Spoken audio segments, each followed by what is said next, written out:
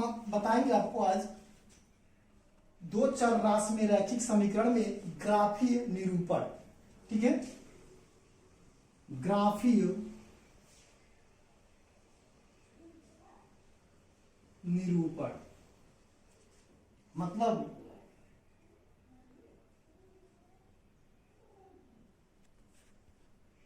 Graphically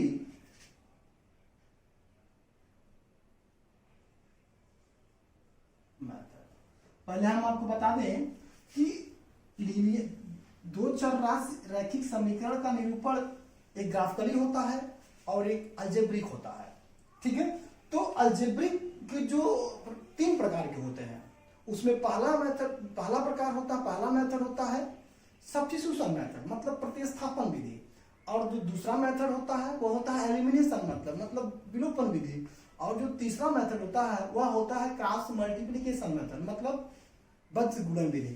ठीक है, तो हम आपको बताते हैं ग्राफी निरूपण ग्राफिकली मेथड, कैसे हम दो चर वाले रैखिक समीकरण को कैसे सॉल्व करेंगे ग्राफी विधि के द्वारा मतलब ग्राफिकली मेथड के थ्रू। ठीक है, तो हम एक सॉल्यूशन को लिखते हैं।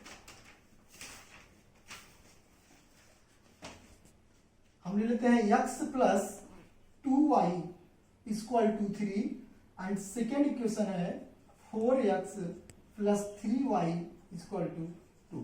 अब देखिए इसमें कि फर्स्ट इक्वेशन हमने लिखा x plus 2y equal to 3 and second equation है 4x plus 3y equal to 2।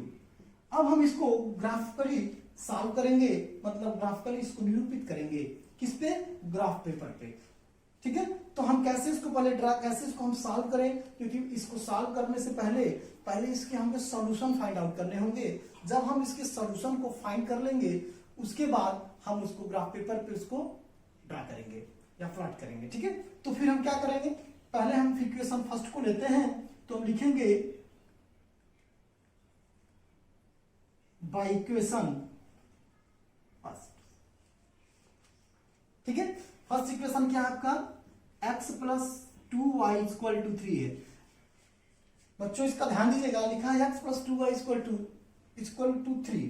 तो आप क्या करिएगा, सबसे पहला आपका काम होगा कि जो y की वैल्यू को फाइंड आउट करिएगा x के टर्म में, मतलब y का मान आप लिखिएगा x के रूप में। ठीक है, तो हम लिख सकते हैं यहां से 2y equal to 3 minus x.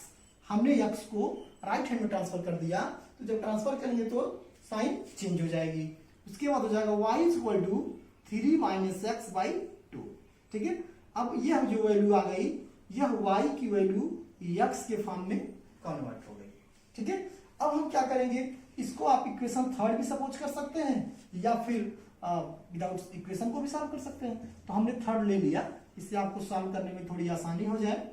तो फिर हम अब देखेंगे हमने क्या किया। अब हम लिखेंगे समीकरण 3 में, अब हम इसी जो इक्वेशन मैंने बनाया थर्ड, इसी में हम 1 बाय 1 करके वैल्यू पुट करते हैं। कम से कम 3 या 4 सॉल्यूशन हम फाइंड आउट करेंगे इससे। तो सबसे पहले हम क्या करेंगे कि इक्वेशन थर्ड में हम x के वैल्यू पुटअप करेंगे, मतलब 0 रखेंगे, 1 माइनस 1 रखेंगे, 1 रखेंगे, माइनस 2 रखेंगे, 2 रखेंगे, मतलब कुछ भी वैल्यू आप रख के सॉल्व कर सकते हैं। लेकिन इसका ध्यान दीजिएगा कि अगर वैल्यू आप रखते हैं तो वह अपान के में कन्वर्ट ना हो जाए, मतलब ये फ्रैक्शन का फॉर्म ना कन्वर्ट हो जाए। क्योंकि अगर बच्चों अगर ये फ्रैक्शन के फॉर्म में कन्वर्ट हो जाएगा तो आपको थोड़ी सी प्रॉब्लम होगी। सॉल्व तो वो भी हो जाती है, वो भी ड्रा हो जाएगी, बट ये है कि थोड़ी सी प्रॉब्लम क्रिएट हो जाएगी। तो हम इसको इजी वे में सॉल्व करें, ऐसी वैल्यू रखें जिससे इजी वे में सॉल्व हो जाए, इसकी वैल्यू फाइंड आउट हो जाए। तो हम क्या करेंगे, हम लिखेंगे यहां पर x इक्वल टू -1 इक्वेशन लिखेंगे, putting the value putting x equal to -1 in equation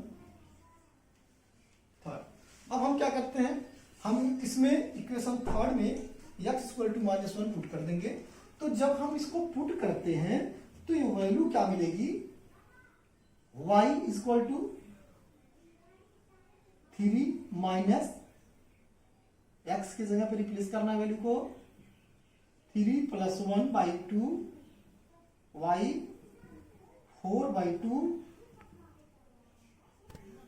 I mean y equal to 2 आ जाएगा। सिमिलरली हम फिर नेक्स्ट कोई वैल्यू पुट करेंगे, तो फिर अगली वैल्यू अगर हम पुट करते हैं, जैसे हमने पुट किया, अब हम x के जगह में हमने पुट किया -1, अब हम अगर 1 पुट करेंगे तो यहां 1 अगर पुट करेंगे तो यहां क्या हो जाएगा 3 - 1 2 हो जाएगा, 2/2 ये भी सॉल्व हो जा रहा है। तो लिखेंगे x इक्वल टू 1 पुट करने पर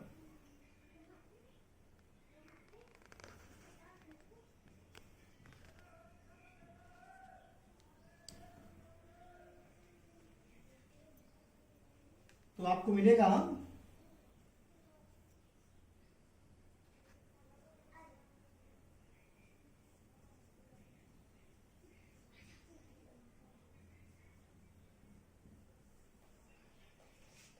अब क्या करेंगे, फिर हम इसकी वैल्यू x की एक वैल्यू कोई और टेक करेंगे जिससे इसमें पुट रखने पे वैल्यू टोटल डिवाइड हो जाए। तो फिर हम लेंगे x इक्वल टू 3। तो जब x इक्वल टू 3 लिख देंगे